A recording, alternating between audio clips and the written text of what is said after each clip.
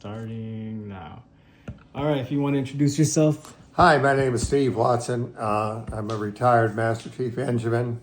I get paid for 30 years. Disabled, 100% disabled. Get that PNC, huh? Yeah, I was disabled principally because of Agent Orange, the exposure to Agent Orange, which is industrial strength weed killer. Mm-hmm. They were defoliating the rivers and the waterways in Vietnam, and we ended up being sprayed and ended up being, in the water where all this stuff was coming off of the ground and so on and going into the rivers and so on. Were you born in California as well? I was born in Niagara Falls, New York in December of 43. And by April of 44, we were living in Tucson. Okay. My sister had some kind of respiratory disease, so they had to get her out of the high humidity of Niagara Falls and get her out to the desert. And dry her out a little bit. Dry her out. Yeah. Dry her out. I joined the Navy when I was 17 because I had my problems. I was just a nonconformist. I was a troublemaker. And were you drafted, or did you just join that? I wasn't drafted. The judge told you to join or go to jail. The juvenile judge says. Yeah. And I was lucky enough. My first 2 years in the Navy, I had my ups and downs. I went to mass, went to this, got all the shit that Joe Dumb Shit does, and I did all the Joe Dumb Shit stuff. I feel like having a DRB or going to mass is kind of a requirement when you go to the mess, you know? Nowadays, everybody's like, oh, I have to be a goody two-shoes. I don't think that's the case anymore. Yeah, it's so I went to my first ship out there and went to boot camp, and because I'd had industrial welding classes in high school and industrial machine shop classes, they were looking for people like me.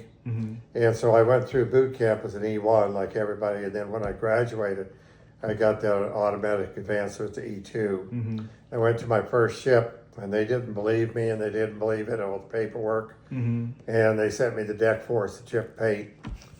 Yeah, that's the way it is. So you did undes for a little bit before you became a snipe? Yeah. Oh, okay. So then they decided they were going to decommission the ship, and I'd been on there 6 months. And they sent me to the USS Weiss, APD 135 in San Diego. And the Weiss was an amphibious type destroyer escort, just 306 foot long, had 4 landing craft up on the O1 level. And I was assigned as a boat engineer on one of them. And then I stood evaporator watches and, general purpose A-gang snipe. And I got off of there and I went home for leave, and I thought, geez, I can't get a job here. Nobody, So I went down to the Navy and knocked on the door. I got off the Weiss and did my time, and then I went to they sent me to the USS Midway. Oh. CVA 41, and at the time, Midway was a straight deck carrier, and I was assigned to A Division auxiliaries, and I worked in the diesel group where we took care of the boats. We took care of the Liberty launches. We took care of all the boats on there, and plus the 2 emergency diesels. And then they decided they were going to take out of service the Midway and put the angle deck on it. And they were all hands magazine said, well, we're looking for volunteers to go to Vietnam. And I thought, because I'd made 3rd class, I was a fleet 3rd class. I'd already been on 2 Westpac tours. I knew a lot of shit about Westpac.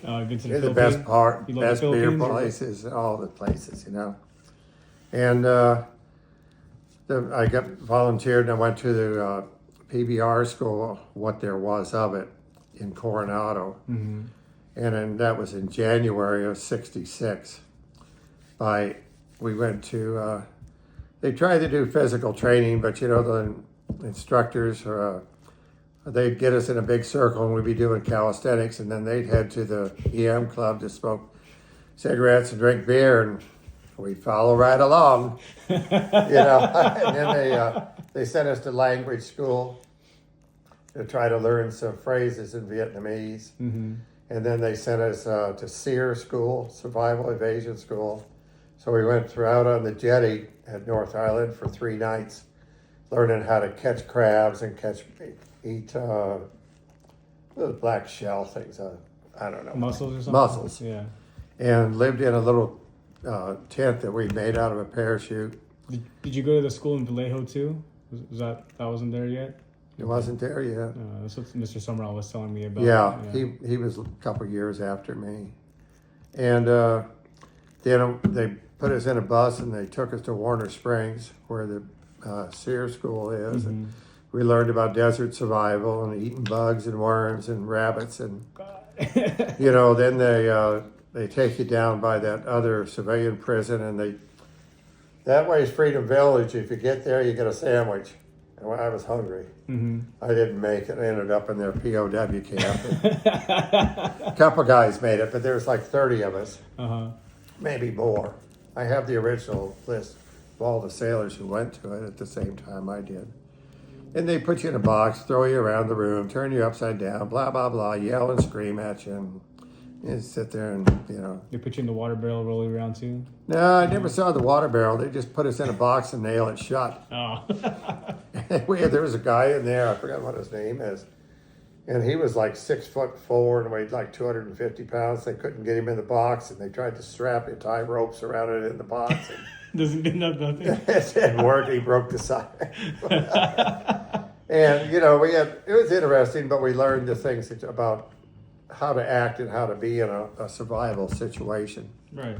And they were very good instructors. So we got off of that and came back, and we were all hungry, and we got back with the final morning there. They gave us a bowl of cereal up there.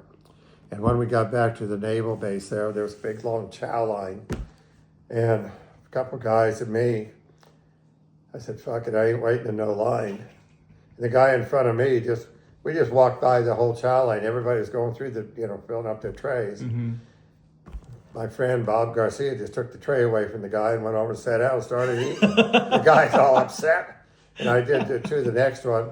And the whole class, there was about 2 buses of us. Yeah. We just took all the food because we were just, and they eaten in almost a week. Yeah. Some bugs and worms and shit.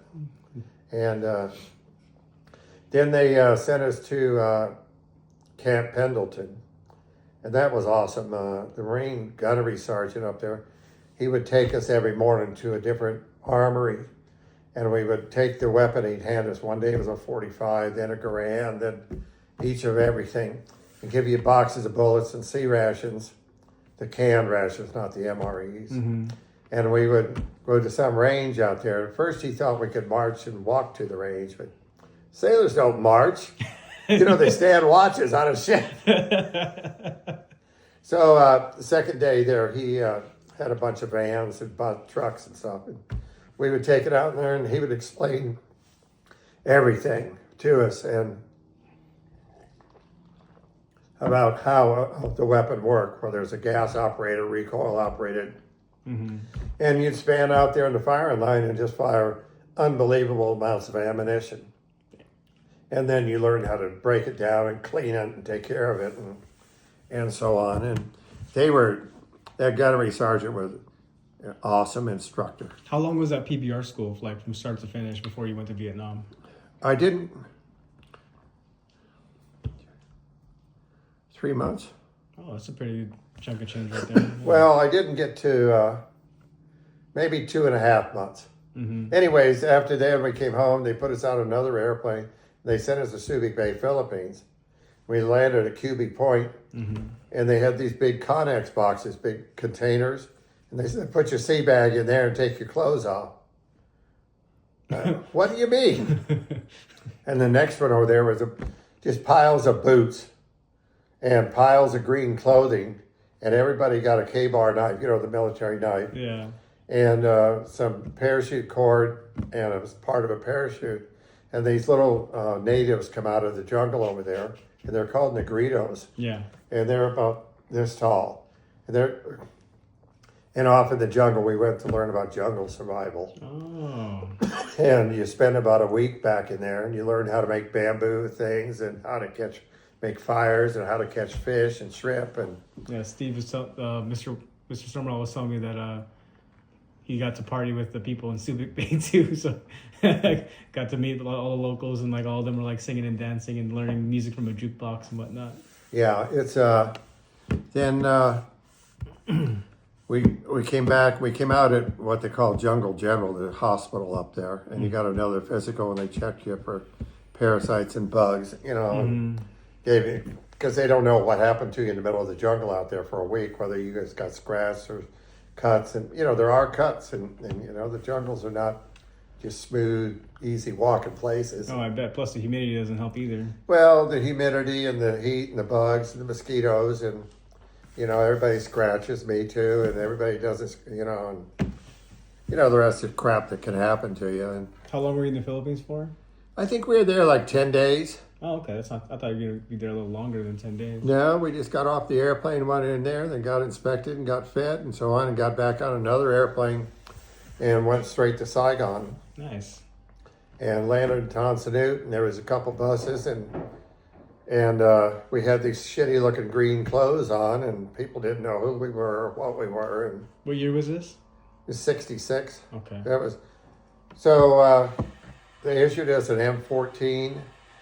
It's like a Grand, except it's Longer, yeah. longer, heavier, better thing than the Grand, and a couple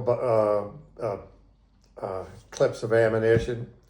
And away we went. They put us on another airplane and took us down to Vung Tau. Vung Tau was like an ocean bay, and there was a Navy base there, and that was the first PBR I saw. What unit were you with? Were you with 116 or 113? 116, Task Force 116, and I was assigned to River Section 511. Okay. They were river sections because there was about 50 guys and 4 officers, and the officer was a commanding officer of the river section. Later, they changed to river divisions, and they downgraded that billet to an officer in charge. Mm-hmm. The principal difference, I believe, is a commanding officer can hold NJP on you, non-captain's badge. An officer in charge cannot. He can refer you to his boss for NJP, but he cannot take you to mast. It's a longer route. But I didn't have to go to mast over there.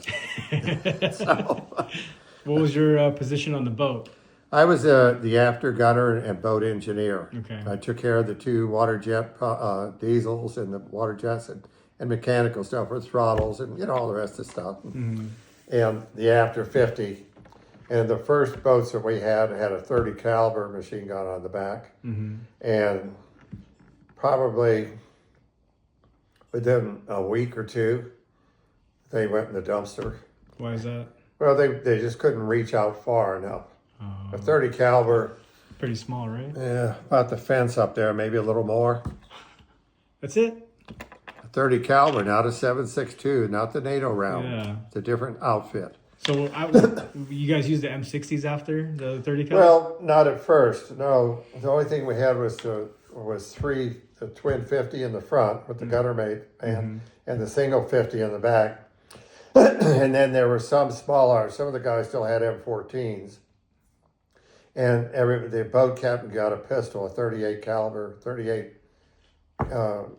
revolver. And then they started giving us things like smoke grenades and regular grenades and concussion grenades and thermite. Because if the boat got captured, the last thing you were supposed to do is put a thermite grenade on each engine to destroy the engine, and on each gun. Okay. You open the breech on a 50 caliber, put a thermite grenade in a thermite thing. You know what thermite? Yeah, and it just melts really hot, everything. It doesn't stop. You would destroy it. I never had to do that with a lot of concussion grenades, but eventually they came up and they gave us M60s machine guns, and we put those. At first, we would just lean them on the 2 armor plates. Later, they gave us a mount for them, but some boats eventually got 2 M60s, And so, and then we got laws, those light take, those were fun. And then, yeah, don't be anywhere near the rear end of that thing. Backblast gonna get you. The backlash noise will get you. And it was tough to aim one of those and hit something when you're on a boat out there jumping around. You gotta get that stable platform, you know? So yeah, you don't have without this table or standing out there like this or like this, I guess, and they just didn't work. But we had lots of pop flares for nighttime, and then they gave us the Mark 19 crank grenade launchers. The new ones are electric, and you guys have mortars too, or no? The mortars? Yeah, we got a 60 millimeter mortar. The first ones they gave us were the base plate has the prongs on it. Well, you know, it's supposed to have a tripod too, but the tripod didn't work, and the boxes of sand that they put on the mount on the boat engine covers would break it. Would break the center hatch. Oh, after it fired? It fired and cracked. And they took those off, they cut the prongs off, and they put helicopter tires. Smart. And to give it something to recoil against, because they were Army mortars, they were not the naval drop fire, the trigger fires. There's a difference. You know the difference, right? No. The Army, when you drop something down their tube, it fires. The Navy, you drop it down the tube, then there's a trigger down below, so you can fire it when you're ready. The trigger fire. The Swift boats have naval mortars on them, the trigger fire mortars. Gotcha. Ours were not. The first ones we weren't were the regular Army ones. And eventually our officer in charge, it was a CO and the XO, Lieutenant Manning, came up with protractors. So they taped a protractor on the side, because we were just holding the tube like this. And then the other guy would reach down, and he got an angle. He says, oh, it's out there about 300 yards, so you have to know how many increments to put on the round. Do you know about increments, right? Yeah, using the back azimuth to find it, or no? On a 60 millimeter mortar round, there's little, they look like yellow sticky things down by the fins. And those are C4. So you can put none on there or one or two on there, and it'll change the range of the mortar. So we were using them to heat C rations up, because you can there's C4, it won't burn. I mean, you light it on fire and it just burns. Right. It doesn't make an explosion unless it's a contained area. You need that charge too to blow it up. Right? Yeah. So, we learned about that stuff, and they had the protractor, and looked, Norm Howell and what was the CO? Manning were smart enough to figure out that. And he said, no, it's out there. And sometimes we'd take it up there on the bow and fire it, or sometimes we'd fire it right from the back, and so on. But mostly it was just for H&I fire or some harassment and interdiction fire. The Army would say to us, well, we've got to shoot up this whole area and make it a free fire zone, while they were driving people into it. Well, they'd have us shooting down a canal like this. You'd run 10,000 rounds down, or 100,000 rounds for 8 or 10 hours, just nonstop. Jesus. And they would just push the VC into this thing, into rivers, and they would give up rather than go down through liquid 50 calibers. So you're like pushing them into a kill zone almost, right? Perfect, yeah. Yeah. They did that. And, not everything is combat. Sometimes they would send us up to a village.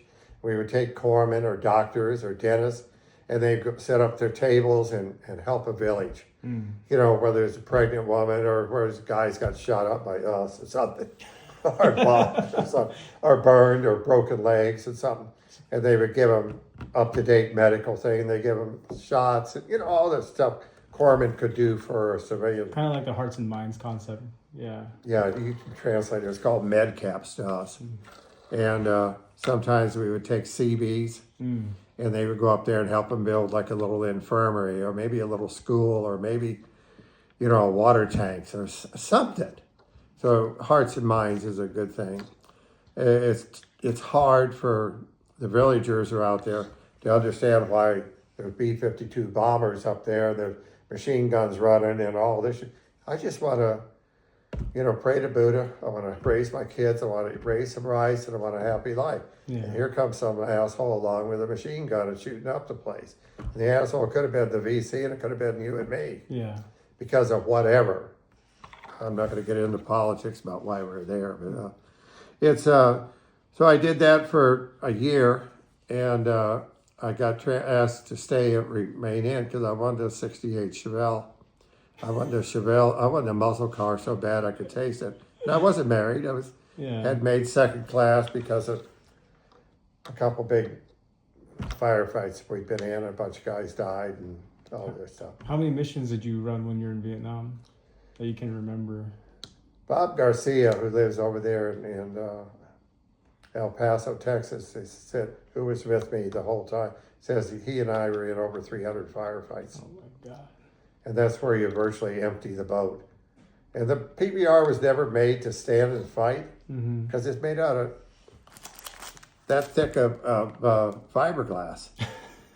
Well, the 22 you got at home, or your 38 or a 9mm, go in one side and out the other. So you were constantly doing like damage control the whole time.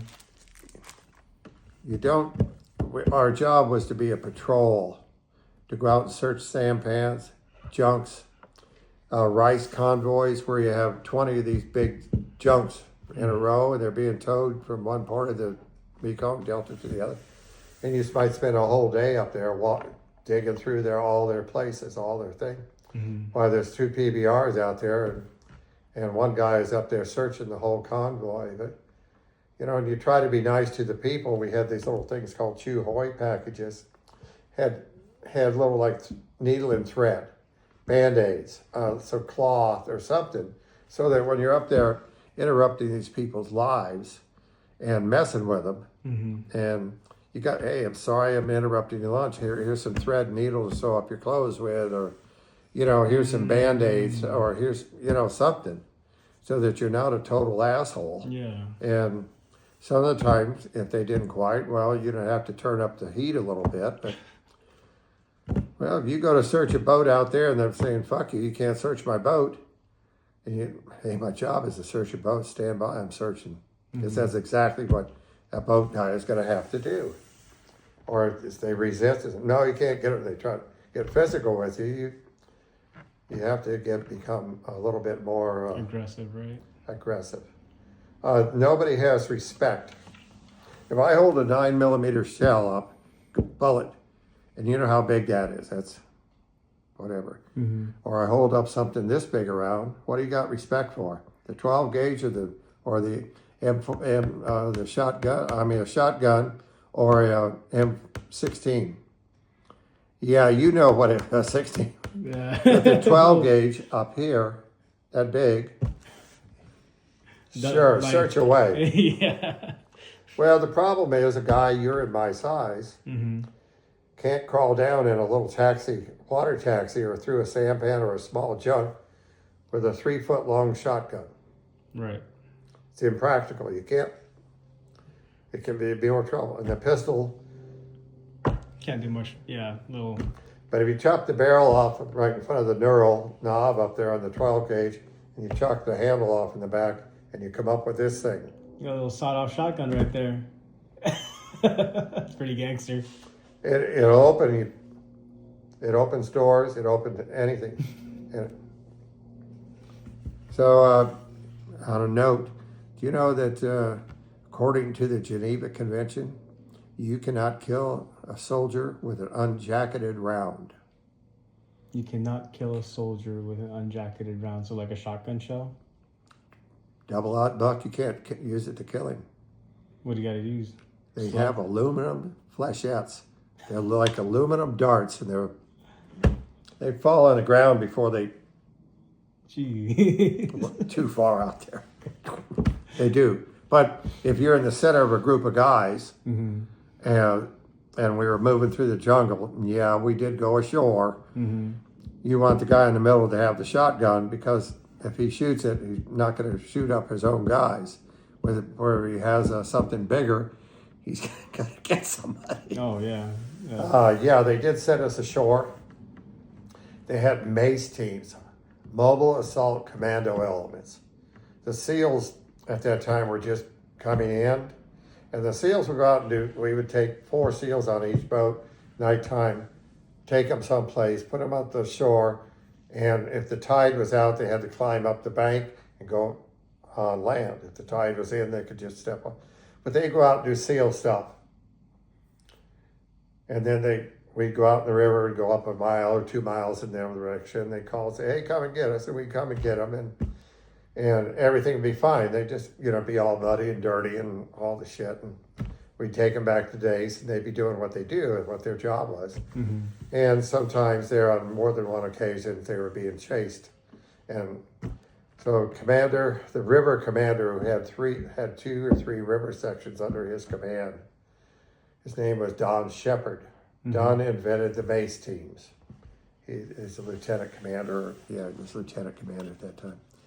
And so that when the SEALs would go ashore, they would send us right back, but they would send about 4 to 6 of us to make like a little half moon area right there on the beach, so that when the SEALs come in, they knew they had a safe place that we could all get back on the boats and be gone, mm-hmm. or provide them support if they needed something. Mm. And I did that for 6 months, I think, doing this, like not a backup. I mean, I'm not a SEAL. Well, like rear security for them. Like a security little security group back there. There's maybe 50 yards, mm-hmm. maybe.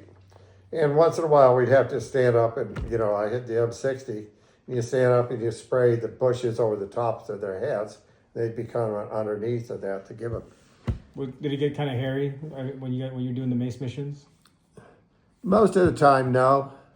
A couple, 3 of them, 4. We had about a week where it was we were doing them non-stop and so on, and put jungle greens on and all the rest of the stuff. And one of the guys would have a radio, and I was the point man for a while, and so on. And there's normally, but sometimes if the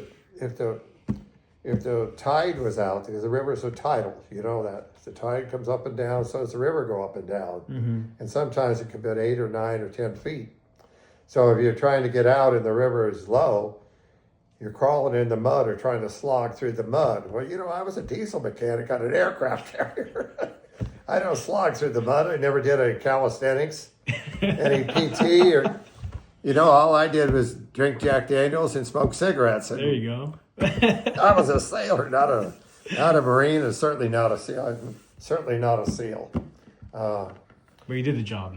I did the job, yeah. And I was successful, and I got a plaque in there signed by some admiral that says I did a good job and all this shit. But, can you tell me about the history for the berets and the Z-grams? So, the black beret, the South Vietnamese sailor wore black berets. We were trying to become part of something that the people would recognize as a river sailor. And that's where they came in. Finally the Commander Naval Forces Vietnam, ComNav 4V, authorized the black beret. That was Zumwalt, right?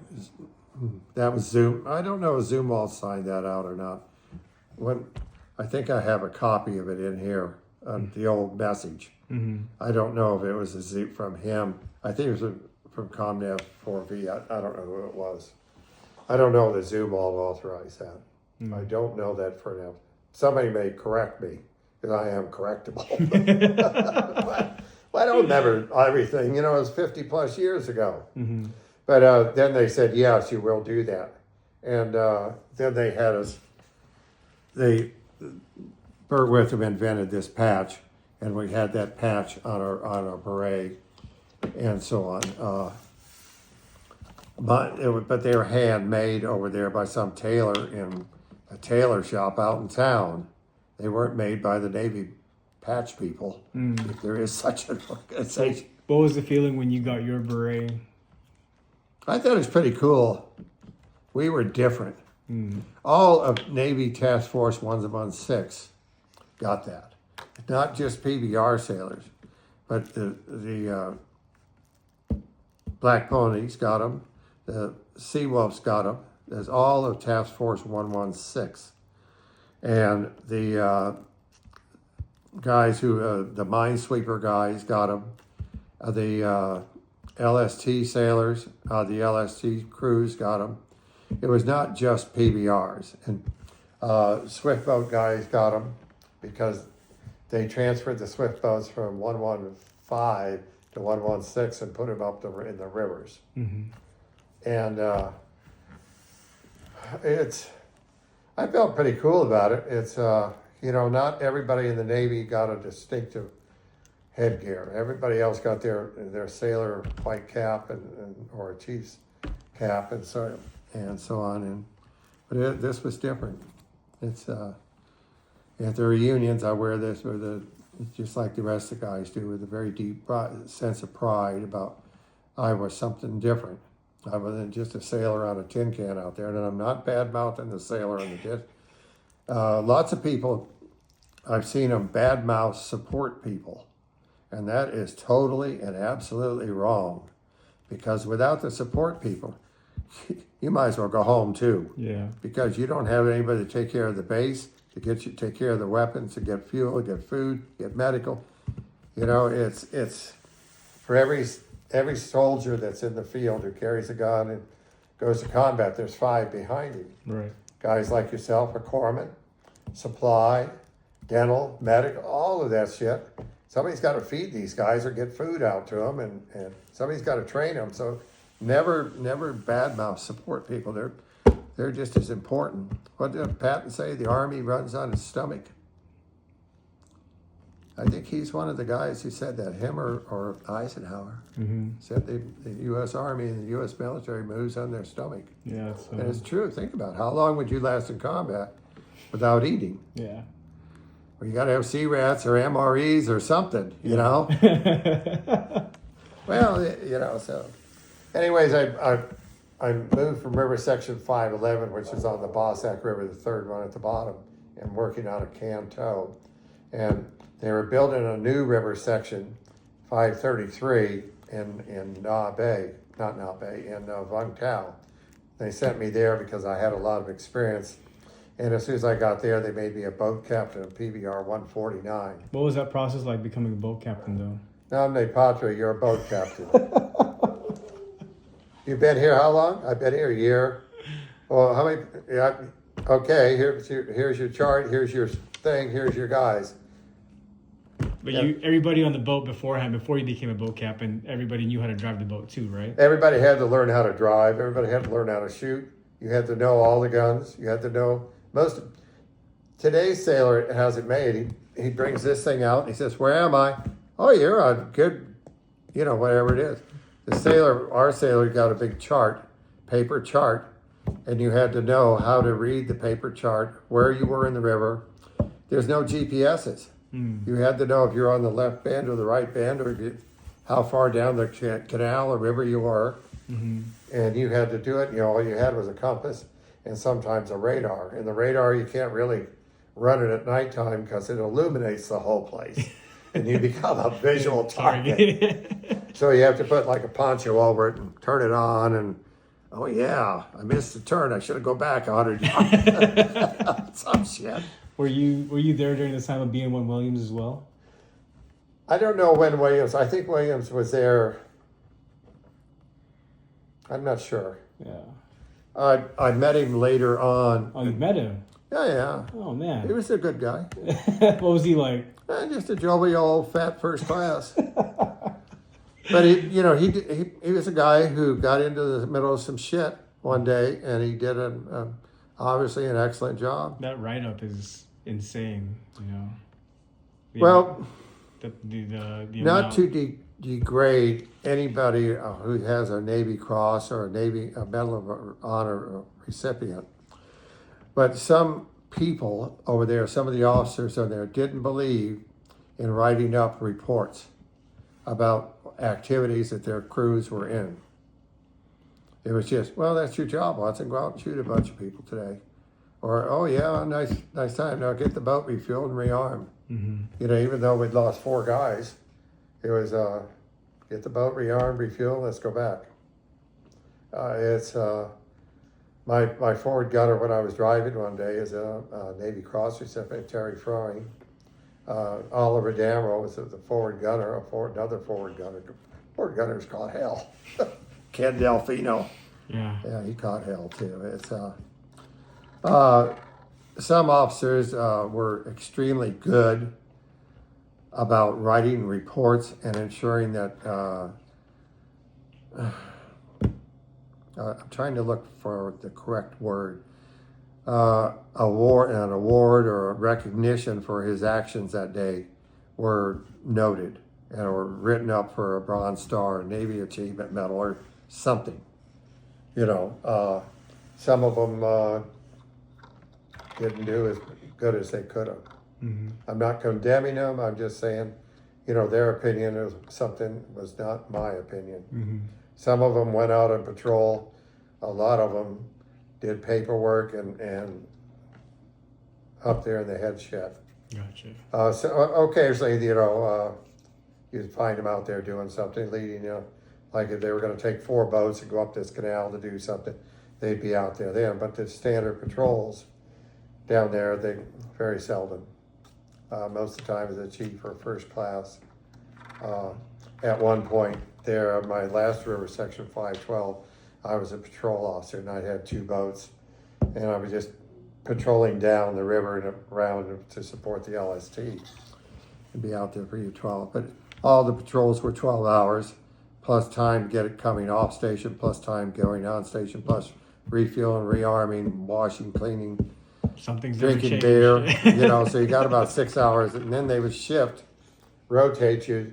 You're coming off nights for a month, and they're going to days Mm-hmm. to get everybody, and it's Make it fair. Yeah. to make it equitable for everybody, and that stuff. And it's so I did that, and came off.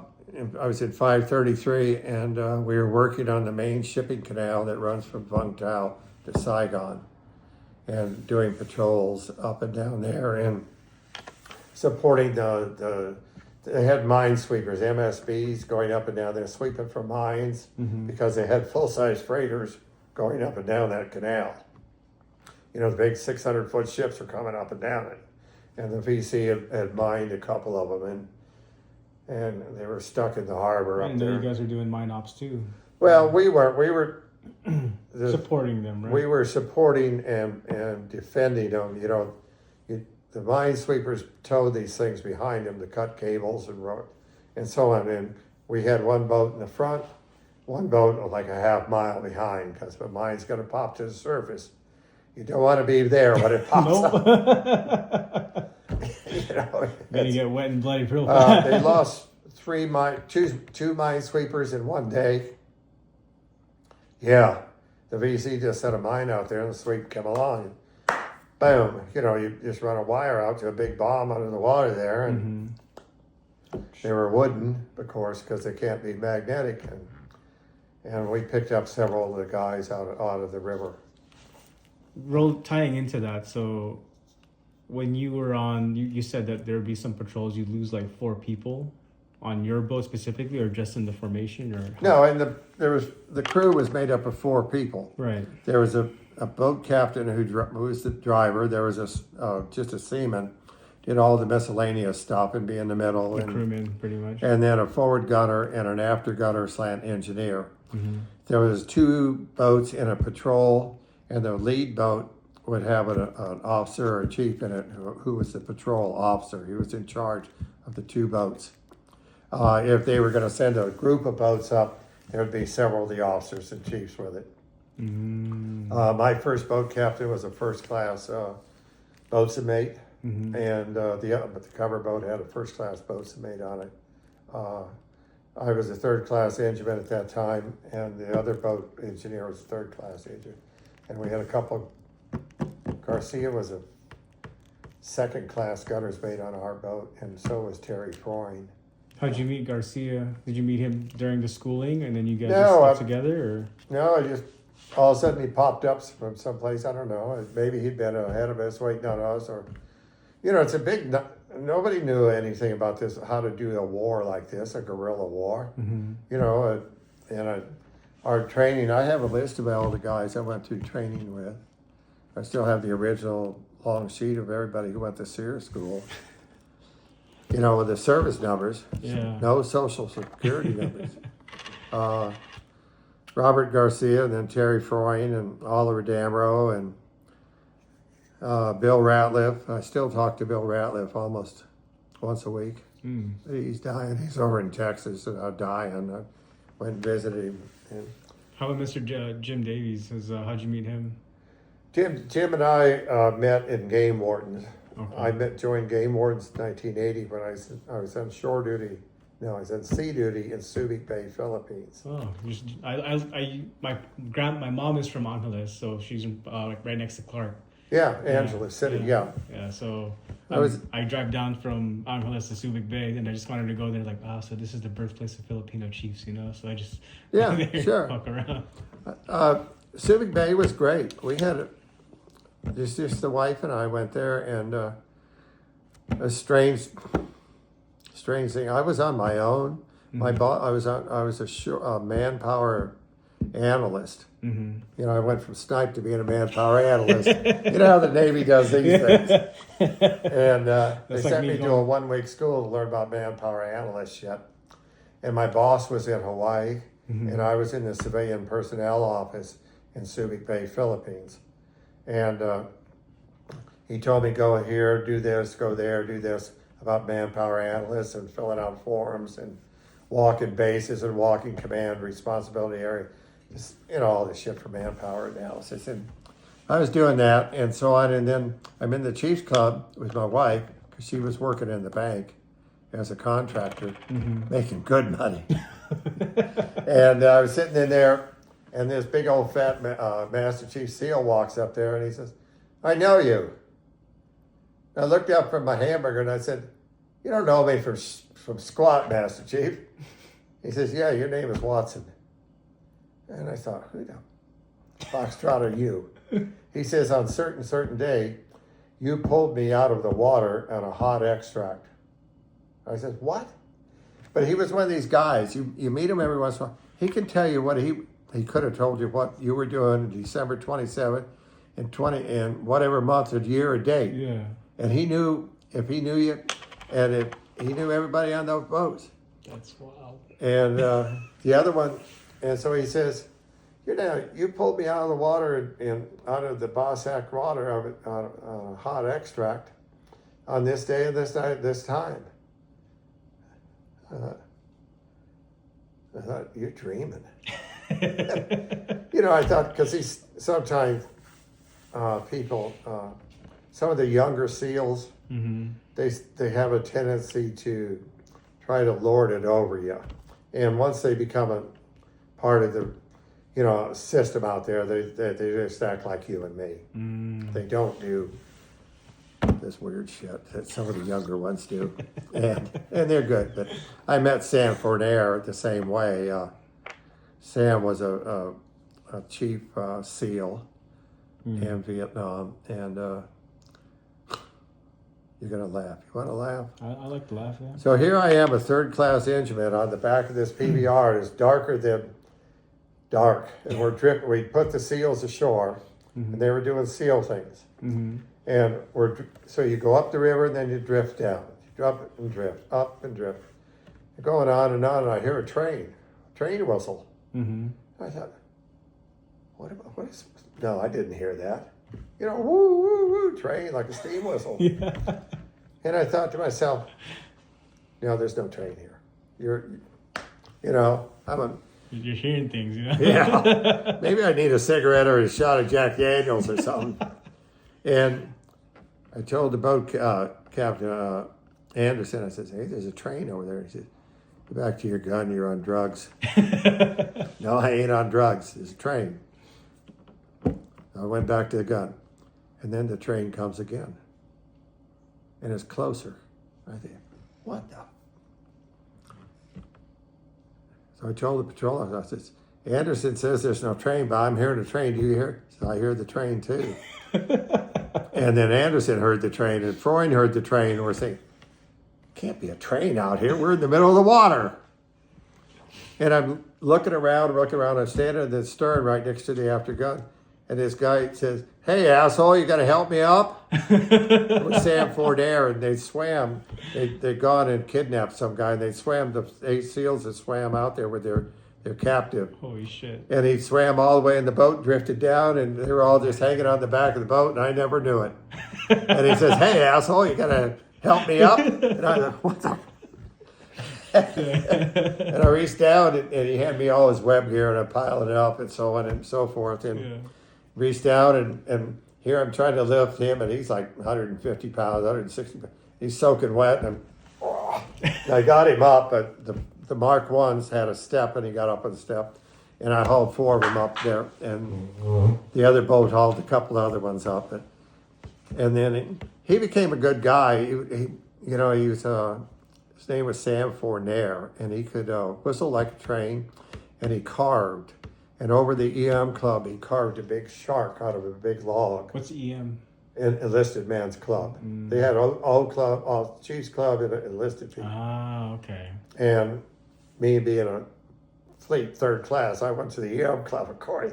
But Sanford Air would carve, and he carved a beautiful, out of a chunk of wood, carved a shark. And the EM club was called the Shark's Den. Ah. A lot of fights in that place. A lot of these dumb sailors would take on 2 SEALs and end up with half their face smashed in or some shit. But mostly the senior SEALs, once they made 2nd and 3rd class, they were just great guys, like everybody else, had kids and families, and one lived next door to you. You'd be out mowing the grass the same time you would, and you'd never know it. Most of them are really good guys. I've had a lot of interaction with them. Mike and Mike Boynton was that fat Master Chief, and he and I did this CPO initiations in Subic Bay for 3 years, and then I went to Norfolk to be a computer systems supervisor, and he was the command Master Chief for SEAL Team 2, and so on. And his wife and my wife were all really, really good friends. And one day, Mike, when we were in the Philippines, he came up to us and said, "Let's go to China, Steve." And I said, "Are you crazy? We're American sailors. We can't go to China." Was it during that time it wasn't really open yet, right? Nixon had just gone. Uh-huh. So we talked to we went up to the embassy and talked to them and says, "Yeah, you guys can go. Not a problem. Just you can't wear your uniform and all that stuff." And so on. And so Mike and I arranged a tour, and Mike and I took 21 people to China. Oh my God. We spent 10 days. Where were you at? We're in China, Hong Kong? Well, we started in Beijing. We flew into Beijing. No, first off, we flew out of there, went to Manila, stayed in the same place that MacArthur stayed, and the big hotel there. Then the next day we flew from Manila to Beijing, and then we toured around there, walked on the Great Wall of China and all that stuff, and did this and did that. And then we went to a place called Xi'an, Xian. I don't know how to pronounce it correctly. And we went on tours and stuff there and saw all sorts of stuff. We went to terracotta soldier place where all those terracotta guys are buried in the ground. We went to those pits and walked around there and looked at the guys with AK-47s and can't take pictures there. And then we went to Guilin and we saw those there's just like stand-up rocks that are 300, 400, 500 foot high. It's like, I don't know what kind of rocks. We went on river cruises and saw this shit and that shit. And then we went out to some other town. And then when we did something there, I forgot the name. Shanghai. Shanghai. Then we left Shanghai and went under the river, under the thing out to Hong Kong. And then hung around there for a couple of days, then flew back to Manila and then down to the base. And how'd you like the Chinese food over there? it ain't like you get here. Over there, it's got about a 1/4 inch of grease on it. But I tried everything, even the 1,000-year-old eggs. Did you like it? I liked most of the food there. Do you like the congee, the porridge and all that stuff? Or I ate everything. how about the jellyfish? You try that? I tried everything. I didn't like tofu because the gray tofu was gray and it shimmered all the time like Jello. Yeah. I tried it. It's an acquired taste, you know. Well, it's a lot of things. You know, if you go to the Philippines, I don't know. I'm Filipino and Chinese. Well, how many balloons have you eaten? I've had one, and that's about it. I got about halfway through the balloon, and I couldn't do it again. So you pull out the beak, and you're like, yeah, this ain't Yeah, for me, I didn't man. like the feet, the claws. I thought, oh, yeah. They got that day old one where it's like, it's still like kind of Jello, and it's like, yeah, it just tastes like a hard boiled egg. I was like, this ain't no damn hard boiled egg. That's for you. That's a damn lie. But my wife and I and Mike and Mary, every week or weekend that we could, Mike was out doing a lot of stuff with SEAL teams because he was on the headquarters over there in Subic. So they'd have detachments or companies, their platoons of SEALs coming in and out. And they had to arrange for training and all that. But my wife and I would go someplace in the Philippines almost every weekend. We would go to some village, and in fact, all those ducks down there, they were Filipino ducks. So we brought back one set of ducks because I was going to send them home for the kids, you know, as a gift or something. And all of our friends over there, when we'd come to the party house, the Watson house, you know, because I didn't have a job, and and Mike and Mary would come, and all of a sudden, hey, Steve, I got you a set of ducks. Or, hey, Steve, I got you another set of ducks. Or, hey, Steve. So you guys just collecting ducks from your So village? that's remained. We had like 100 of them. And then I had to go to Diego Garcia Oh, how is that? once a quarter. Yeah. You know where it is? It's like in the middle of the ocean. It's in the Go to Indian Ocean, India, right? southern Yeah. tip of India, and go 1,000 miles south. Jesus. And it's a B-52 bomber base. Oh my. Well, was that like? Do you see all the sharks going around there and whatnot, or no? I didn't see no sharks. They told me like, yeah, Diego Garcia's like in shark infested water or something. Oh. Can't go swimming out there. Somebody's so full of shit, their eyes are brown. Seashells. They're, in fact, are you a seashell person? Yeah.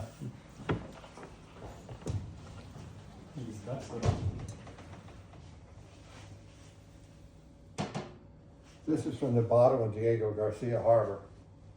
Wow. Yeah, there's nobody in there. It's a golden calorie, and it's the one that's in the Smithsonian is just about this much longer. Jesus. It's a nice looking shell. Yeah. Very nice. Oh, you got a good collection of shells right there. Yeah, it's Nice. Where'd you like? You just get this at the market, or did you find these yourself? some I found. Some. What is it? Oh my god. It's very. I'm gonna hold it because Yeah. you'll break off the fin.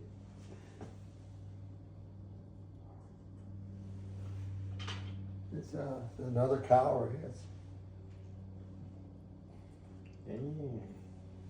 See all the ridges and everything on there. yeah. So more ducks. More ducks. More ducks. But all the ducks are from the Philippines. Yeah. And so what is this? It's a cloisette. That's from China. Is it the little wine piano or no? Oh, it's a sharpener. Pencil sharpener. It's pretty cool.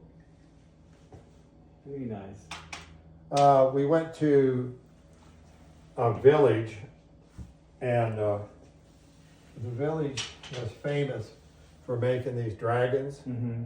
and it was in a commune, the Chinese commune, and that's where it came out of. The cloisonne stuff. It's, you know, this is all that porcelain stuff. This is a fine china that you guys got, huh? Little ducks. It's quite the collection. You get this. You went to Thailand too, I take it. Thailand, yeah.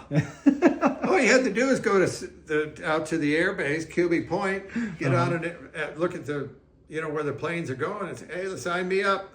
Oh, so you just hop on a flight, go to another. Go there, but you had to have your boss's permission. You Yeah, know? it's like the Mac flights nowadays, the space safe flights. Yeah. Okay. So, here's one of the things that I got in China. You know what amethyst is? It's a stone, isn't it? Amethyst. That's an amethyst duck. Yeah, I'll bet you a pretty penny for this one. Yeah, I bet you today's a pretty penny. Yeah. Those are hard to come by, those little gemstones. It's So you're a Westpac sailor through and through then. I was a good Westpac sailor. You know, we went. Bangkok was cool. Yeah? It's my wife and I would, and Mike and Mary would say, "Hey, let's go." Okay, I got the week out, and you know, and you just tell your boss, "Hey, I didn't have a real job." If only that was like that was the case nowadays, you know. I didn't have a real job in the Philippines No. until Admiral Dunleavy found me. What do you do? And he found me, and well, actually, as his chief of staff, Captain Shapiro, they found me. I had to go over to their headquarters to do something one day, and I had my little PBR pin on us, and Did it look? Is it the same PBR pin that we have now, or is it a little different? I don't know.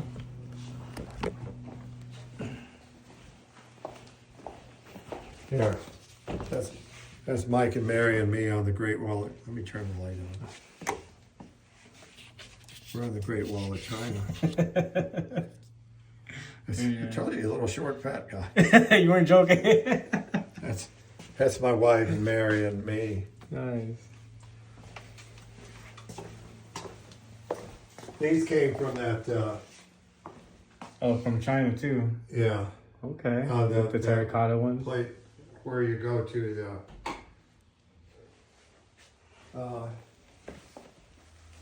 Yeah, it looks just like this, right? Yeah, it's the same pin. Yeah.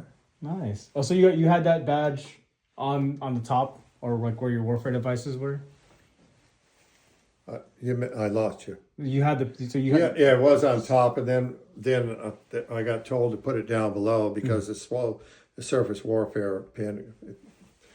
Even when I made him put it up here, you know, just the way you had it before, huh? Yeah. Nice. You got two Purple Hearts. Yeah. Dang. Wrong place at right time, right place, wrong time.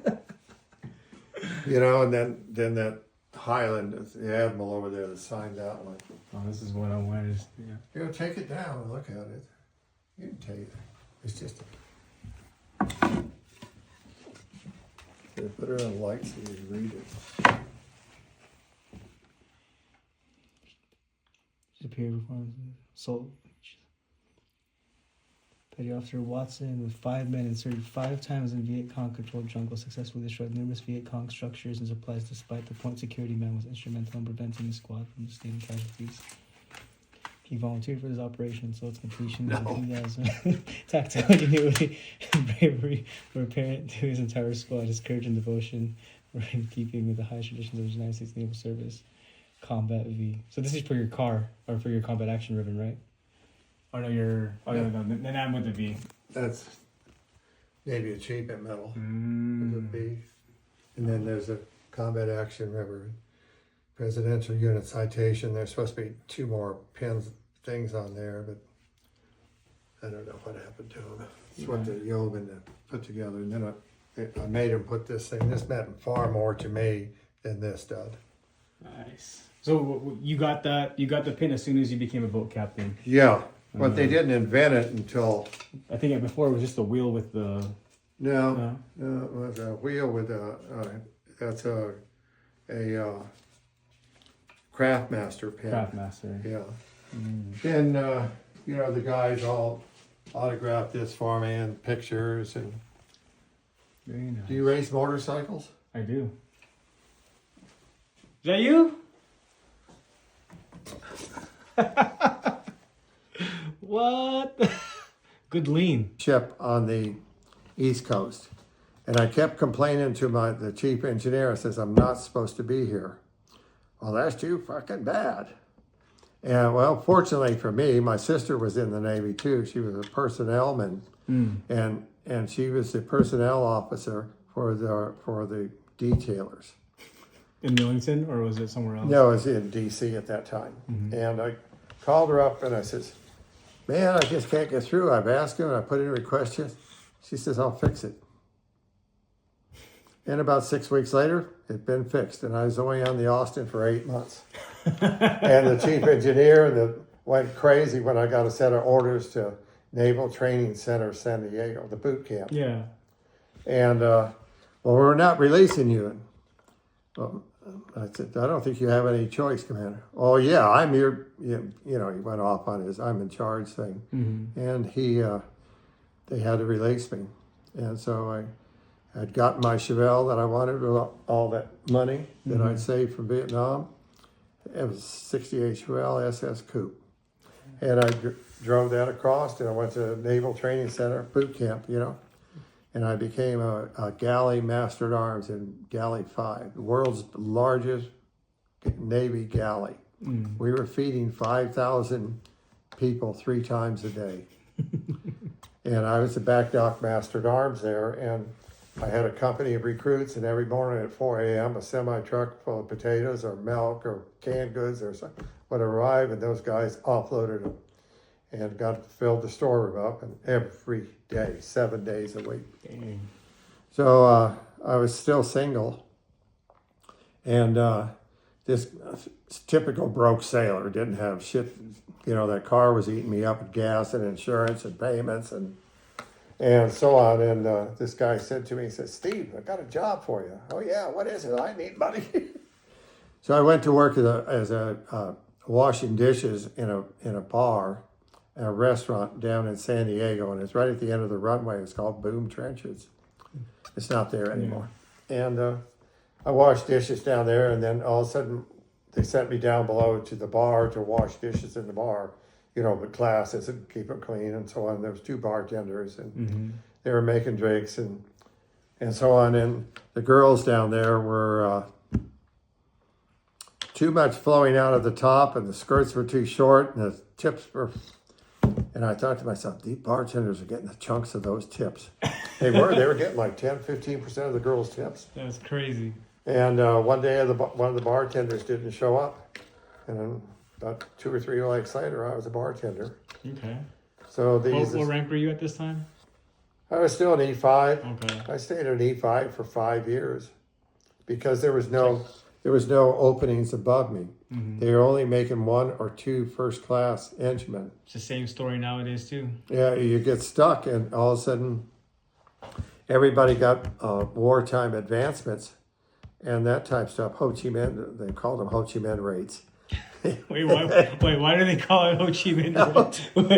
It's the way it was. And so I was there, and I was working. And I was working for the Navy during the days. At nighttime, I was tending bar and became the bartender. And I was getting tips. And these 2 good-looking babes walked in. But to make it long story short, I was done with my 3 years at NTC, and I was being transferred to the USS Brule, AKL 28, little cargo ship running up and down the rivers of Vietnam. You're going back to Vietnam. Back to Vietnam. So anyways, I married her, and she had 2 kids and 2 daughters, and one thing led to another, and I went back to Vietnam on that cargo ship. I was on that for 8 or 10 months, and then they gave it to the South Koreans. The ship or the ship. And then got off the Brule, and I went to Beach Jumper Unit 1 in Coronado. And I was the 2nd class working in the support division, driving trucks, setting up generators, hauling white boxes to places. And then we moved on to over near where all the Coronado condominiums are, those big tall white ones. And they gave us a new building and so on. I worked in there I was on arduous sea duty because sometimes I'd be at sea, sometimes I'd be ashore, sometimes I'd be out in the desert or out on an island. So it's considered at that time arduous sea duty, which means if you do 2 years of arduous sea duty, that counts as 4 years sea duty, double time. Oh, so you were going to be shore duty for the rest. So I stayed on there and got 10 years of sea duty in addition. And then they sent me to DOTC, Development and Training Command. And I worked in the engine shop over there, rebuilding boat engines. And I worked there I was there for 2 years. And that's all we did was overhaul diesel engines. And then they sent me to the USS Point Loma. AGDS2. I think that's great. I love it. That thing hasn't moved in years. Did you go back to bartending when you went back, or what? No, I never went back to being a bartender. But, I went to the USS Point Loma, AGDS2, as the, at Dotsy, I'd made chief at Dotsy and stayed in the engine shop. They didn't move me around. And so I went there as a chief and took over A Division, and we're gone for 300 days a year for 3 years. Hauling the deep diving bathyscaphe Trieste 2 around the world. So how many nuclear powered submarines, Navy ones, are at the bottom of the ocean? 0, 2. Thresher and the Scorpion. Yeah, they're still down there. The reactors are still down there. Still working too. Everything, they're down there at the bottom. One's off of Halifax and one's off of a set of islands out in the middle Atlantic out there, Azore Islands. Mm-hmm. So we went out there and we hauled those, went back, and the treehouse to go down, take pictures and all this stuff. And then we went to the other one that we don't talk about that's off of Norfolk. It's just the reactor. Go look it up. Yeah, look. Go read the book, or look on Wikipedia, called Project Jennifer, Mm-hmm. and then come back and tell me about it. All right. I'll take that. So I went to the Project Jennifer one, where the Russians nuked submarine, fleet ballistic missile submarine, with you know what an ICBM is? Intercontinental ballistic missile. How many do you think are laying in the mud out there? Probably a good handful, right? Thanks, Howard Hughes. Thanks, CIA. Go read Project Jennifer. So I got off at the Point Loma, and I went to Subic Bay, Philippines as a manpower analyst. Mm-hmm. And would go to Diego Garcia, go to Singapore, go to Hong Kong, go to Guam, go to here and there, and go travel and go. Just had a great time. I mean, it was just awesome. Can you tell me what your season was like when you went through at Dotsy? The what? When you went through Dotsy, you went to season at Dotsy, right? Yeah. Season? How was that like for you? It's good. It was used to overhaul the engines all day. We get in there at 5 in the morning so you get a parking place. And, well, parking on 32nd Street's a bitch. Yeah, it still is. And I was in 31 Echo, and I was a first class, and then I made chief there. There was an E8 and an E9 up in their office up there, and I had one of the overhaul sections. We'd get a boat engine off of a ship, and me and 2 other guys would strip it down to parade rest, measure it all, mic it all, rebuild it, put it on, get it to another crew who put it on the dynamometer and run it up to power, make sure everything worked, paint it and clean it, and send it back to the ship. Dang. And it was good. I enjoyed it, worked hard. There was no duty, you just worked. But you were doing season at the same time, right? Like the chief seasons? Can you tell me what you had to go through during your chief season? Oh, the chief's initiation? Yeah. We call it, I think nowadays we just call it season. My sponsor was a chief who worked in that shop also, and he was a floor supervisor, and I was just the first class. And I found out that I'd made chief, and everybody else found it out too. And the master chief and senior chief and him come over and they started bad-mouthing me and writing up this charges list, because you have to go through initiation. Mm-hmm. And it was fine. He came over to my house the day I was going to be initiated and so on, and put me in covers and coveralls and tore it up, and I had to wear a football helmet or a baseball helmet or something. And it had to wear a sign that says, "I'm a dickhead," and wear clothes on backwards and one brown shoe and a tennis shoe or some shit to just show I was a piece. And I had to go around shine shoes for everybody and that was all the rest of the guys. Mm-hmm. And then had to march up and down the street and run around and do funny things and just be made an asshole out of. Yeah. To see if the point was to give you some humility. In Subic Bay, they were a little more intense, but they were getting too intense. Getting out of hand a little bit, right? They were getting out of hand.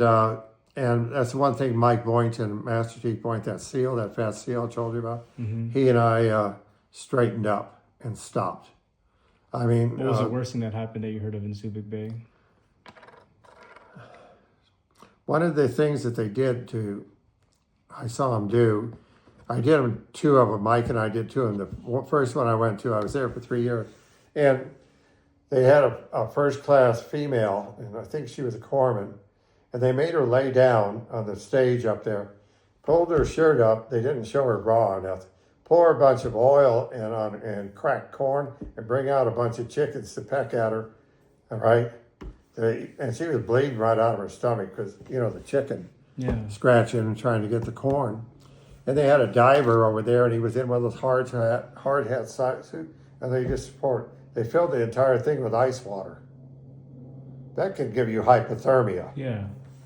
And money was not being taken care of, because that days there you get like $300 to buy new uniforms and all that. And the money was just being thrown around, and that's wrong. You make the guy you find the guy, but you keep his name down, you put his money in that box, and at the end you turn it back to his sponsor. Mm-hmm. Well, they weren't doing that. They were keeping it? Well, they were spending it on drinks and spending it on this and it wasn't right. Yeah. And Mike and I thought that was wrong. And it was wrong. And the admiral over there, Dunleavy, who later became a 3-star, thought that was wrong, and it was wrong. So we straightened that stuff up and march them around, have them shine shoes or polish shoes or, recite creeds and do all this stuff or know their chain of command for the president. Anything weird, and they would have them do. That's what we were more interested in is give it remember and humility. But have somebody stretched out there in hypothermia or being stuck and crashed and all this stuff, or just being drowned in beer or made to chug a pint of Jack Daniels, that's wrong. They may have done that 50 or 100 years ago, but that didn't do us any good. It's just, I know making an E7 is a major deal. It's a congressional appointment. It's not an appointment. The U.S. Congress appoints you to the rank of Chief Petty Officer. It was wrong, so Mike and I fixed that stuff, and we talked to each other about it. And there was two of us. He was the judge, and I was the enforcer. And had another guy, Doug Munyon, was it? As the guy taking notes, keeping track of all the stuff, record stuff. Subic Bay it could get wild in that cheese club. I wonder, did you get a lot of pushback when you were making these changes and whatnot? No, not really. Some guys, some of the ships had arrived, and the ship wanted to bring over 4 or 5. And all of a sudden we had like 50 guys we had to initiate. And you had to start it at 9 in the morning. And by the time in the afternoon, and you have them all standing in over parade rest, and you're over in the corner, you put them in a room someplace, and you make noise out there and what are they doing now? Why is all these things going on? You make them try to worry about and think about. We straightened that up, and we just started making it more realistic. Okay, paint him up with shoe polish. That's one thing, but when somebody comes out of there with blood and they've lost all their $300 that they were supposed to buy uniforms with, that's wrong. So we did that, and we fixed that. Did they still have that tradition, like you ask a chief, like a selectee, like what time it is and all that stuff? Do you remember that? Okay. Yeah, what time is it? Oh, it's 1 o'clock. No, it's 13. And don't forget mail buoys and. Yeah. Or like what year, or what's the other one they ask? It's like, what time is it? How long have you been in the Navy? That kind of stuff. All my blooming life. Yeah, you can, mess with them to a certain point, but one of the things is to remind them who they are and what they're supposed to be doing in the Navy. And I just told you that the Navy sent me for being an engineman on a ship to being a manpower analyst. And that's one of the big things that I saw in the Navy is if the chief had to become flexible, it had to be a supervisory type person rather than an expert engineman or an expert corpsman, or that type of thing. mostly if you have a chief out there, most of them aren't going to be doing their rating. They're going to be supervising a first class or some seconds, and Yeah, I'm so doing training. I'm the training LPO for maritime, so all the boat quals from nav all the way to coxswain. I'm doing medical and that at the same time. yeah. But that gives you flexibility, and Yeah. that makes you a more valuable sailor. Mm-hmm. And once you understand that hey, this is a new job. How can an E8, I was an E8 Civic Bay, an E8 become a manpower analyst? Well, wait a minute, I had two civilians who were experts in it, and my job was just to be like an interface. The liaison almost, right? You know, like a liaison, where you walk into a command, because we had like 36 commands on the base, Mm-hmm. and we had to visit each one of them a couple of times a month to go to do all this traveling. And I had to be like the military interface, you know.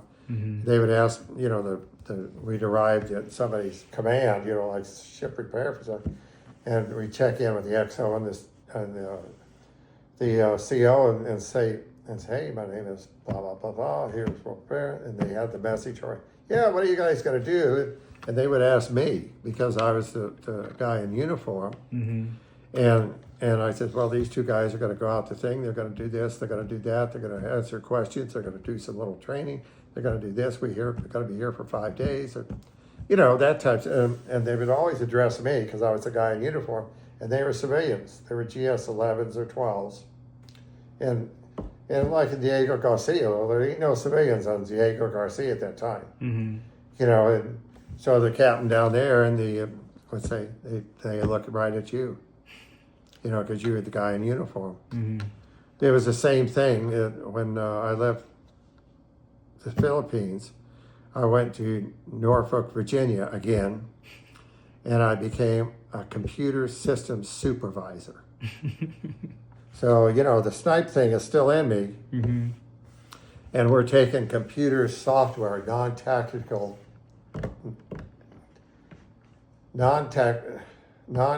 automated data processing, and we're putting it on ships out there, carriers and tenders principally.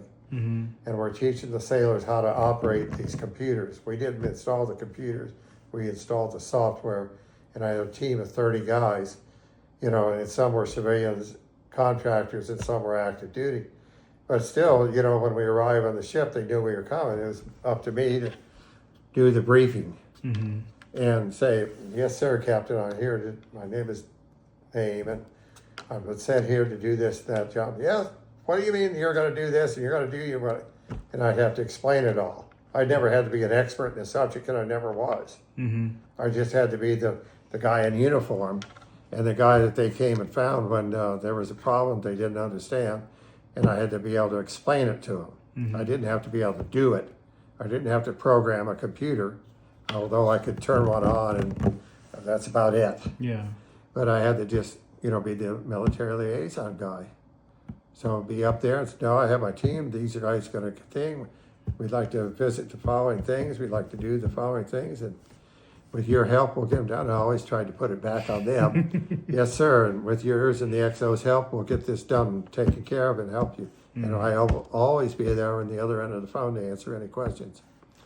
And, you know, I'd walk around when my guys were training and down to ADP, the computer systems. And I would, you know, visit all my guys around and say, hey, how's everything going? What's going on? You know, if they had problems or questions, and just be sort of like the supervisory type guy. But I think because I've only been a chief for 2 years now, so I've got the first year shakes off. I'm finally comfortable with the name. You know, I can answer questions now, and like I'm not gonna be like, oh, the know-it-all. Like if I don't know it, I'll tell you. Like yeah, and just find tell out them, for you, hey, you know? I'm not certain about this. I think it may have changed. Mm-hmm. There may be some updates to this rule or program or something. And you go up there and you get the latest shit, and you get back to the guy, hey guys, there's been a little adjustment in this stuff, or you know, and tell them about it and be upfront. Mm-hmm. Don't try to be the know-it-all. Yeah. That will get you nowhere. Exactly. And I think the biggest thing that some chiefs out there do is they act like a know-it-all. And I always tell them, because I can see them when they come over for training. Oh, yeah, I know this and I know that. You know, your biggest job is to take care of your people. Take care of the people, make sure they got all their tools and supplies to do their job, and if they have questions, help them out. You're not the guy to be a know-it-all. Oh, what do you mean? Yeah. But that's the end answer. That's how I think I was successful in the Navy. Is if I didn't know something, I have no fucking clue, buddy. I'm going to go find the answer. You did 30 years, you said? I get paid for 30, yeah. So total, how many years did you do? I did 28 on active duty. Mm-hmm. I get paid for 30. Yeah. How do you do that? How do you do that? How do you do that? Go to your personnel office Mm-hmm. and you ask them about constructive time. Constructive time, if you're you do your first 4 years, you're going to re-enlist for 4 more. So at the end of that second time, at the 3 year, 6 months mark, you re-enlist again. I want early re-enlistment here. And NAV and the Navy finances counts that as 4 years. Oh, okay. So the Navy, like everything else, has books, rules, and instruction, and their constructive time. Mm-hmm. Go look up constructive. Now this is a long time ago. I retired in '89, but I wasn't even born yet. yeah. so just go find out about it. It may be there, you know, and see what it says. It's What'd you do after the Navy though? So you got out in '89. well. I had this job lined up as a GS-12 in the computer systems stuff, and I was going to be one of the trainers out there and one of the implementers on the software as a GS-12. And then they had the big drawdown, and that went away. Mm-hmm. And so I went to lunch with one of my friends who worked at AirPack, ComNav AirPack, and he says, "Well, Steve, come on over and shoot the shit." Well, my office. So I went over to his office. About an hour later, I was hired as a Navy contractor, and we were teaching sailors how to operate and maintain aircraft carriers on the ship. Well, I know you don't know this, but a nuke-powered aircraft carrier has 26 fire pumps. Mm-hmm. So one of them breaks down. What do? You tell the A division, "Hey, your pump's broken."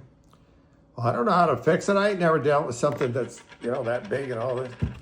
And they'd call us up and say, "Steve, we need somebody to go down and fix a fire pump." Mm-hmm. So you take some seaman or fireman recruit or a third class, and you teach him everything about that pump on his ship with his tools, with his supplies, with his interruptions.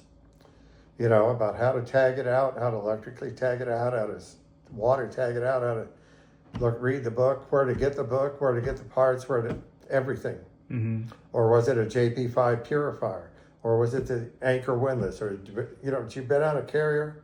They got the hangar bays broke up into 3 sections. There's doors that close it up for damage control. These big, or unrep gun, underway replenishment equipment, or any auxiliary stuff. Galley, laundry, medical department. Ships don't throw waste over the side anymore. Mm-hmm. They compress it, or they hit the plastic, they shred, they melted plastic in these big CMUs, compressor melt units, and they take all this plastic and they put it in this big thing, cook it, and compress it down into a giant pizza-looking thing. Mm-hmm. And this giant pizza goes into a plastic bag in a drum. And it goes off to some place and it is processed. Recycled and everything. Yeah, and then there's the carriers out there if they're at sea and they got to get rid of wooden pallets, there's a furnace and it burns all the wood up. Well, you can't just keep stacking pallets up, and pallets come in on, all sorts of ways. Yeah. And reefer decks and air conditioning, refrigeration, and O2, N2 plants. And that's what I did for 13 years, 12 years, 13 years. Retired. I was, and I started just doing, me and 3 other guys, and we were doing high pressure air compressors because, the air compressors and compressed air throughout the whole ship, whether it's down in sick bay or it's in steering gear or up on the bridge or, it's all over the place. And then started a damage control group to help these guys learn about how to take care of and maintain watertight doors and hatches and firefighting systems. And so we taught sailors how to operate and maintain aircraft carriers. And I did that, and I went from being the one of the just trainers on the thing to be the what the hell did they call me? I had 30 guys. And we had how was it, what? Supervisor, some kind of crap. I just wanted money. I didn't really care about the name. Well, you know. Yeah, GS-12 is pretty good too. Huh? Being a GS-12 is pretty good. No, that was a civilian. I was a contractor. Oh, contractor, okay. Yeah, I had a GS-12 ID card, but to get me better berthing on the ship when we arrived the ships. Mm-hmm. But we would fly to Japan and work in Japan for a couple of weeks and fly to Abu Dhabi. What a shithole that place is. Before or like? Well, that was in 1990. I thought Abu Dhabi was like the place to be at because the per diem there's like up to Wuha. The costs are up to Wuha. Oh. It's a shithole like everything else. Or at that time we were going to Guam and so on. We weren't going to the Philippines. They turned the bases over. And yeah. Now we're back. They're doing the whole realignment right now, and I think they opened up Palawan, Cagayan de Oro, and Subic Bay still like meh, but there's like a place up in North Luzon on the coast, on the west coast. And yeah, they're opening up some boat ramps, and Measron's going, well, PBRs are going back over there. Yeah. It's I found that most Filipino people were really just awesome people. The problem in some of the aspects is the Philippines was owned and operated by Spain for 400 years. Yep. And Spain is a grafting place, a famous bride's place. Mm-hmm. I heard about that in some places. I never experienced that, never saw that. You never heard about the corruption and all the stuff that's going on? No, actually, it was all, I really didn't. And I was right there in the Admiral's office because his office was right next building over and so on. And there was a mayor there named Gordon at the time, and he was a good guy. He worked very hard for the city and the people out there. And Subic Bay is one of those very few offsets because even there, they retained a lot of the American mentality. Like, you go outside, I'm sure you've seen Manila before, but nowadays, it's like when you're driving, a stoplight's more of a suggestion, you know? Driving lanes is like, yeah, you should stay in this lane, but yeah, no one's going to enforce it. But Yeah. Subic Bay, like, you go speeding, you make a turn when you're not supposed to, you honk when you're not supposed to, oh, they'll pull you over and give you a ticket right away. Yeah, but, you know, we had a lot of Filipino friends. My wife worked in the bank, and we went to their villages where she lived and so on, or they owned a hardware store in the middle of nowhere and spent nights out there, and we never had a problem. Nobody ever tried to rob us or kill us or nothing, you know. Yeah. We were accepted, and, you know, and we didn't lord it over them. We didn't just spend obscene amounts of money and just be a jerk. But, you know, that's true. About anywhere you go, if you act like a jerk, you're going to get treated like a jerk. Yeah. And if you just act normal, that's nice, and be respectful of people, and you get what you give, I guess is the whole end. Even when we go out in those little towns and look around and visit things and go do things, and we were always respectful of the people and so on, and in turn, we got it back. Did you ever go to Baguio? Is that something? Oh yeah, Baguio. I went there several times. Yeah, how'd you like it over there? It was fun. We went up there on Christmas almost every year. You try going to Christmas. Everybody goes to Baguio for Christmas, right? Yeah. The traffic is so bad. I don't know how bad the traffic was back then. But Well, we rode in. We didn't drive up there. We was the rode buses? in a Navy. We would rent a van and a driver, and the Navy had a little place up there for the drivers to stay. And anyway, did you see that movie Apocalypse Now? I was going to ask you about that. Like, what do you think of that movie? I know PBR Street Gang's in there, so. Yeah, some parts of it were semi-true. It was all shot in the Philippines. Really? Beyond Calicasa. I thought it was. Yeah, I thought it would have been like accurate in being shot in Vietnam or something. No, he's shot in the Philippines. I had no idea. Yeah. We went to that place where they shot it, that Skull Island and all that place in there. Mhm. We went there and visited and walked down it. We went all sorts of places. It was just like for me and my wife.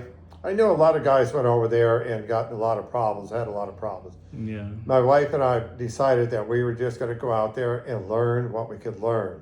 So I knew that she wouldn't be coming to another foreign country. Yeah. Although we went to Norfolk, and that's about as foreign as you can get.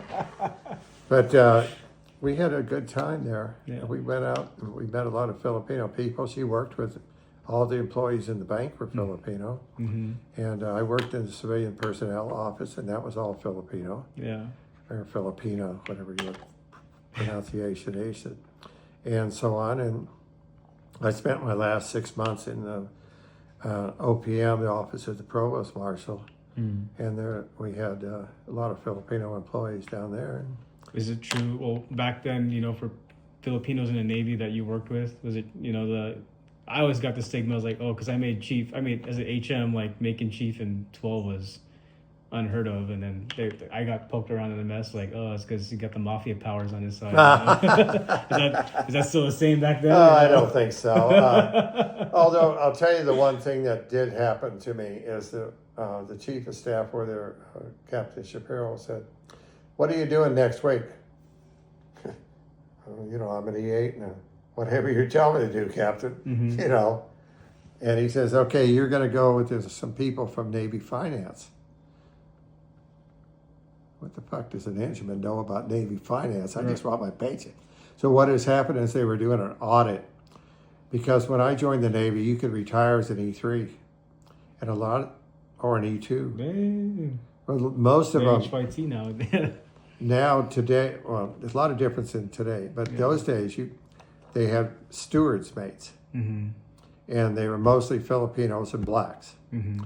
And the Filipino guys were just happier and pig and shit because they're number one. They were taking most of their money, sending it back to the barrio, and but then they would retire and go back there, and they had a nice home and kids and family and all that stuff. So what I had to do was go with the dispersing clerk, chief dispersing clerk, who was a Filipino guy, and these two people from Navy Finance, and two guards, and we went to some of the villages that are way back in there, and they were still getting paychecks, and they were like 110 years old. Well, all they were doing, cut the guy's thumb off, put it in vinegar, clean it off, and stamp the back of the check. Wait, what? That's how they would get. Okay. Sure. So the guy's retirement, he may have retired at 20 in 1950. Yeah. And in 1980, he's still getting his. There's no way. Yeah. Well, he's now an 80 or 90 or 110-year-old Filipino guy living back in the mountains back there. That actually checks out. I'm But not surprised. it's just, Yeah. it is what it is. Yeah. I mean, the check wasn't giant. It's like $80 or $50. Yeah, I mean, $80 back then. But then, pesos. $80 is a lot of pesos. Yeah. And if it's, there's corruption to some level everywhere. Look at, even in our government, right, in the White House, I'm sure there's corruption. That whole shakeup right now is crazy. But I'll tell you a funny story. Yeah, I'm game. So we have a chief named Sarmiento. He's the chief quartermaster. Great guy, I loved him. He's really just down to earth, shoot the shit. Great guy, He'd come over to my office, sit down. We'd be smoking in there, And one day he had a heart attack and died. And everything was done for him, and we had to take him back to his hometown, and it was up in one of those villages back there, and they were so on. We took him back up there, and it's an open casket on the family house, the family and this odor, because anyway, of a body. You know what a cadaver smells like. And so we came back in about a week and so on. We had to take 7 of us, right, or 8 of us, and we had to do a gun salute, 21 gun salute for his passing. So he bring him out and he's in his coffin, and they've got the crypt ready to put him into. And we did the salute, and we did the pallbearer things, and we're polite and waited, and all the stuff. It goes down in, and it gets stuck. Because they didn't build the top of the crypt an inch more. What'd you have to do? Got down on my butt and went, whack, whack. And man alive. Oh. So we all got in the van and left. Well, the wives and the mothers, the sisters, the daughters, the kissing cousin, and everybody is it. And he was a great guy. I loved him dearly. He was really a good guy. Yeah. And me down there, my choker whites going, whack, whack, whack. Oh, man. The wailing and the screaming and the screeching.